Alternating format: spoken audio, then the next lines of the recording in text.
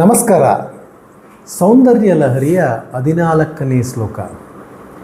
ಬಹಳ ವಿಶೇಷವಾಗಿ ಶಂಕರ ಭಗವತ್ಪಾದರು ಪ್ರಕೃತಿಯ ಮೇಲೆ ಜಯ ಗಳಿಸೋದು ಹೇಗಪ್ಪ ಸಾಧ್ಯ ನೋಡಿ. ಬರಗಾಲ ಇರುತ್ತೆ, ಜ್ವಾಲಾಮುಖಿ ಬರುತ್ತೆ, ಭೂಕಂಪ ಬರುತ್ತೆ, ಪ್ರವಾಹ ಬರುತ್ತೆ. ಇದನ್ನೆಲ್ಲ ಆಗದೇ ಇರ್ತಾರ ಏನಾದರೂ ನಾವು ಕೊಡುಗೆ ಕೊಡ್ಬೋದಾ ಅಂದರೆ, ಈ ಮಂತ್ರ ಜಪ ಎಲ್ಲಿ ಮಾಡ್ತಾರೋ ಅವರಿಗೆ ಇಂತಹ ವಿಕೋಪಗಳಿಂದ ತೊಂದರೆ ಆಗೋದಿಲ್ಲ ಅನ್ನೋದೊಂದು, ಅಂತಹ ವಿಕೋಪಗಳು ಸುತ್ತಮುತ್ತ ಆಗೋದಿಲ್ಲ ಅನ್ನೋದು ಒಂದು. ಅಂದರೆ ಬರಗಾಲ ನಿವಾರಣೆ ಅಂತ ಒಂದು ಕಡೆ, ಮತ್ತು ಹಿಂದಿನ ಕಾಲದಲ್ಲಿ ಮಾರಿ ಬೇವಿನಿ ಅಂತ ಭಾಳ ಕಾಯಿಲೆಗಳು ಬರ್ತಾಯಿತ್ತು, ಎಪಿಡೆಮಿಕ್ಸ್ ಆ್ಯಂಡ್ ಎಂಡಮಿಕ್ಸ್ ಅಂತ ಹೇಳ್ತಾರೆ.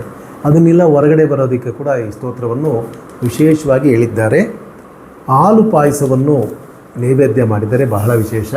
ಪ್ರತಿಯೊಬ್ಬರೂ ಕೂಡ ಈ ಸ್ತೋತ್ರವನ್ನು ದಿನಕ್ಕೆ 3 ಸಲ ಆದರೂ ಹೇಳಿದ್ರೆ ನಮ್ಮ ದೇಶ ಇನ್ನು ವಿಶೇಷವಾದಂತಹ ಒಂದು ಪ್ರಕೃತಿಯ ಖನಿಜ ಅಂತ ಏನು ಹೇಳ್ತೀವಿ, ಕೃಷಿ ಅಂತ ಏನು ಹೇಳ್ತೀವಿ, ನೀರು ಅಂತ ಏನು ಹೇಳ್ತೀವಿ, ಇದೆಲ್ಲ ಕೂಡ ಹೆಚ್ಚಿನ ರೀತಿಯಲ್ಲಿ ನಮಗೆ ಸಿಗುತ್ತೆ. ಸ್ತೋತ್ರವನ್ನು ನೋಡೋಣ. ಶಿತೌ ಷಟ್ಪಂಚಾಶತ್ ತ್ರಿಸಮಧಿಗ ಪಂಚಾಶದುದಗೆ ಉದಾಸೇ ಸ್ವಾದಿಷ್ಟ ಸದಿರಧಿಗ ಪಂಚಾಶದನಿಲೆ ದಿವಿತ್ತಿವಿ ಚತ್ರಿಂಶನ್ ಮನಸಿ ಚಚುಷ್ಷಷ್ಟಿರಿದಿಯೇ ಮಯೂಗಾಸ್ತೆ ಮಭ್ಯೂರಿ ತವ ಪಾದಾಂ ಭುಜಯುಗಂ ಅಂತ ವಿಶೇಷವಾಗಿ ಹೇಳಿದ್ದಾರೆ. ಏನಪ್ಪ ಅರ್ಥ ಅಂತಂದರೆ, ಈ ಮಹಾತಾಯಿ ನಾನು ಹೇಳಿದ್ನಲ್ಲ, ಭೂಮಿಯ ಮೇಲೆ ನೀರು, ಭೂಮಿ, ಅಗ್ನಿ, ವಾಯು, ಆಕಾಶ, ನಮ್ಮ ಮನಸ್ಸು, ಇದಕ್ಕೆಲ್ಲದಕ್ಕೂ ಅಧಿಕಾರಿಯಾಗಿ ಅವಳು ಕೂತಿರ್ತಾಳೆ. ಅಂದರೆ ಯಾವ ರೀತಿಯಲ್ಲಿ ಅದಿರುತ್ತೆ ಅಂದರೆ, ನಮ್ಮ ಆಧಾರ ಚಕ್ರಗಳು ಅಂತಿದೆ. ಆಧಾರ ಚಕ್ರಗಳು ಅಂದರೆ ಪ್ರತಿಯೊಬ್ಬ ಡಾಕ್ಟ್ರ್ ಹತ್ರ ಹೋಗಿ ಏನೋ ಚಕ್ರ ಇದೆಯಂತೆ ಸರ್ ದೇಹದಲ್ಲಿ, ಇದೇನಾದ್ರು ನಾವು ಸ್ಕ್ಯಾನಿಂಗ್ ಮಾಡಿದ್ರೆ ಗೊತ್ತಾಗುತ್ತಾ, MRI ಮಾಡಿದ್ರೆ ಖಂಡಿತ ಗೊತ್ತಾಗಲ್ಲ. ಅದು ಪ್ರೆಷರ್ ಝೋನ್ಸ್ ಅಂತ ಹೇಳ್ತಾರೆ. ಅಂದರೆ ಮೂಲಾಧಾರ, ಮಣಿಪೂರಕ, ಸ್ವಾದಿಷ್ಠಾನ, ಅನಾಹತ, ವಿಶುದ್ಧಿ, ಆಜ್ಞಾ ಅಂಥೇಳಿ 6 ಚಕ್ರಗಳು ಮನುಷ್ಯನ. ಮೂಲಾಧಾರ ಅಂದರೆ ನಮ್ಮ ಸೊಂಟದಲ್ಲಿ ನಾವು ಕೂತ್ಕೊಳ್ಳೋ ಜಾಗದಲ್ಲಿ 2 ಎಲುಬುಗಳು, ಟೈಲ್ ಬೋನ್ ಅಂತ ಹೇಳ್ತಾರೆ. ಆ ಬೆನ್ನೆಲುಬು ಎಲ್ಲಿ ಕೆಳಗಡೆ ಇರುತ್ತೋ ನಾವು ಕೂತ್ಕೊಳ್ಳೋ ಜಾಗದಲ್ಲಿ ಅಲ್ಲಿ ಮೂಲಾಧಾರ ಇರುತ್ತೆ. ಮಕ್ಕಳ ಸ್ವಲ್ಪ ಮುಂದೆ ಮಣಿಪೂರಕ ಇರುತ್ತೆ, ಹೊಟ್ಟೆಯಲ್ಲಿ ಅನಾಹತ ಇರುತ್ತೆ, ಕತ್ತಿನಲ್ಲಿ ವಿಶುದ್ಧಿ ಇರುತ್ತೆ, ಇಲ್ಲಿ ಹಣೆಯಲ್ಲಿ ಆಜ್ಞಾ ಇರುತ್ತೆ, ಮೇಲೆ ಸಹಸ್ರಾರ ಇರುತ್ತೆ ಅಂತ ಎಲ್ಲರೂ ಯೋಗ ಪತಂಜಲಿ ಹೇಳಿದ್ದಾರೆ. ಅಂದರೆ ಇದೆಲ್ಲ ಒಂದು ರೀತಿಯಾಗಿ ಇದಿಷ್ಟು ಇರಬೇಕಾದ್ರೆ ಈ ಎಲ್ಲ ಭೂಮಿಯ ಪಂಚಭೂತಗಳನ್ನು ಕೂಡ ನಿನ್ನ ಹತೋಟಿಯಲ್ಲಿ ಇಟ್ಕೊಂಡಿರ್ತೀಯ. ಆದುದರಿಂದ ಆ ಪಂಚಭೂತಗಳನ್ನು ಹತೋಟಿಯಲ್ಲಿ ಇಟ್ಟುಕೊಂಡಿರ್ತಕ್ಕಂಥ ನಿನ್ನ ಆರಾಧನೆ ಮಾಡಿದರೆ ನೀನು ಆ ಪಂಚಭೂತಗಳಿಂದ ನಮಗೆ ಒಳ್ಳೇದು ಮಾಡ್ತೀಯ ಹೊರತು ಕೆಟ್ಟದನ್ನು ಕೆಟ್ಟದನ್ನು ಬಯಸೋದಿಲ್ಲ ಅಂತ ಹೇಳುವಂಥ ರೀತಿಯಲ್ಲಿ ಈ ಸ್ತೋತ್ರ ಇದೆ. ಎಲ್ಲ ವಿಷಯದಲ್ಲೂ ಇದಕ್ಕಿದ್ದಂತೆ ನನಗೆ ತೊಂದರೆ ಆಗೋಯ್ತು ಸರ್. ಸಾಮಾನ್ಯ ಪ್ರಜೆಗಳು ನಾವೇನು ಹೇಳ್ತೀವಿ, ಅಯ್ಯೋ ನಮಗೆ ಕೋಲ್ಡ್ ಜಾಸ್ತಿ ಆಗೋಯ್ತು, ಅಯ್ಯೋ ನಮಗೆ ಜ್ವರ ಬಂದುಬಿಡ್ತು, ಅಯ್ಯೋ ನಮಗೆ ಊರಲ್ಲಿ ಸಿಕ್ಕಾಪಟ್ಟೆ ಮಳೆ, ನಾವು ಬರೋಕ್ಕಾಗಲಿಲ್ಲ. ಈ ರೀತಿ ಪ್ರಕೃತಿಯಲ್ಲಿ ಈ ದೊಡ್ಡ ದೊಡ್ಡ ಶಕ್ತಿಗೆ ಏನಾರು ಒಂದು ರೀತಿಯಲ್ಲಿ ನಾವು ಒಳಪಟ್ಟು ಕಷ್ಟಗಳನ್ನು ಅನುಭವಿಸ್ತಾ ಇದ್ದೀವಿ. ಆದರೆ ಆ ಪಾದ, ಆ ಮಹಾತಾಯಿ, ಇದನ್ನೆಲ್ಲ ಹತೋಟಿಯಲ್ಲಿ ಇಟ್ಕೊಂಡಿರ್ತಕ್ಕಂಥ ಮಹಾತಾಯಿಯ ಪಾದ ಎಲ್ಲಿದ್ದಂದರೆ ಈ 6 ಚಕ್ರಗಳ ಮೇಲೆ, ಮನಸ್ಸಿಗೆ ಮೇಲೆ. ಅಂದರೆ ಇದನ್ನೆಲ್ಲ ತುಳಿದು ನಿಂತುಕೊಂಡು ಅದರ ಮೇಲೆ ಮೆಟ್ಟಿ ಅವಳು ಕಾಲನ್ನು ಇಟ್ಕೊಂಡಿದ್ದಾಳೆ. ಅಂದ ನಮ್ಮ 6 ಚಕ್ರಗಳೇನಿದೆ ಅದನ್ನು 3 ಭಾಗಗಳಾಗಿ ಮಾಡಿದ್ದಾರೆ.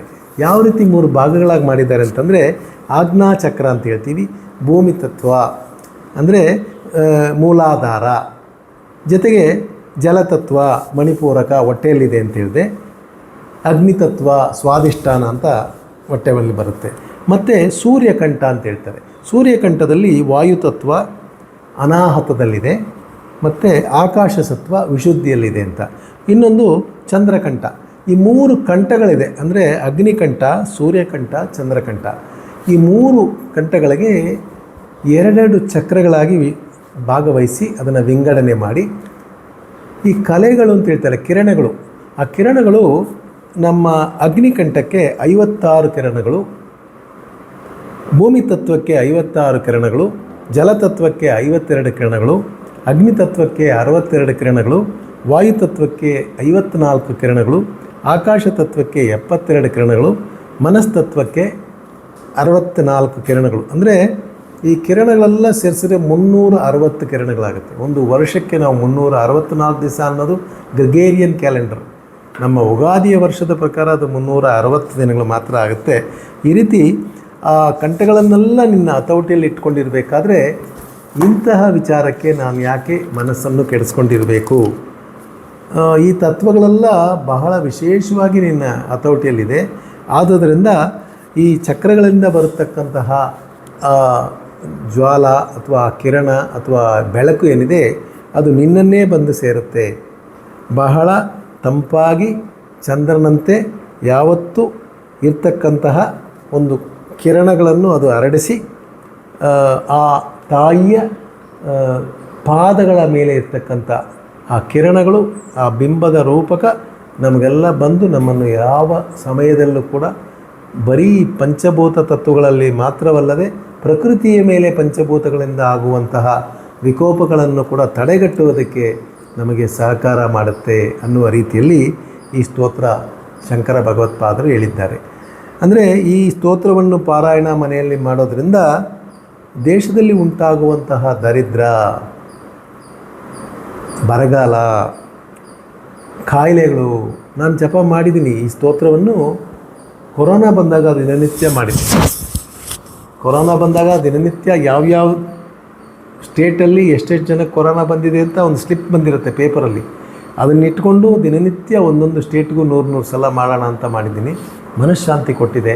ಸುತ್ತಮುತ್ತ ಅಕ್ಕಪಕ್ಕ ಮನೆಗಳಲ್ಲಿರ್ತಕ್ಕಂಥವರು ಕೂಡ ಹೆಚ್ಚಿನ ತೊಂದರೆಗೊಳಪಡದೆ ಚೆನ್ನಾಗಾಗಿದ್ದಾರೆ. ಆದ್ದರಿಂದ ಪ್ರತಿಯೊಬ್ಬ ಭಾರತೀಯನಾಗಿ ನಾವೇನಾದ್ರು ಮಾಡ್ಬೋದು ಅಂದರೆ ಈ ಸ್ತೋತ್ರವನ್ನು ಪಾಠ ಮಾಡಿಕೊಂಡು ಶಿತೌ ಷಟ್ಪಂಚಾಸತ್ ಶ್ರುತಮಧಿಕ ಪಂಚಾಸ ಒದಗಿ ಅಂತ ಬರುತ್ತೆ. ಅದನ್ನು ಹೇಳಿದರೆ ಅಥವಾ ಕೇಳಿಸ್ಕೊಳ್ಳಿ ಮನೆಯಲ್ಲಿ, ಯೂಟ್ಯೂಬಲ್ಲಿ ಹೋಗಿ ಸೌಂದರ್ಯಲಹರಿ 14ನೇ ಶ್ಲೋಕ 108 ಟೈಮ್ಸ್ ಅಂತ ಹಾಕಿ, ಅದು 108 ಸಲ ಬರುತ್ತೆ. ಅದನ್ನು ಕೇಳಿದಾಗ ಹಬ್ಬ ಹುಣ್ಣಿಮೆ ಸಮಯಗಳಲ್ಲಿ, ವಿಶೇಷ ದಿನಗಳಲ್ಲಿ ಆದರೂ ಇದನ್ನು ಕೇಳಿದ್ರೆ ಇನ್ನಷ್ಟು ವಿಶೇಷವಾದ ಫಲಗಳು ನಮಗೆಲ್ಲರಿಗೂ ಸಿಗುತ್ತೆ. ನಮಸ್ಕಾರ.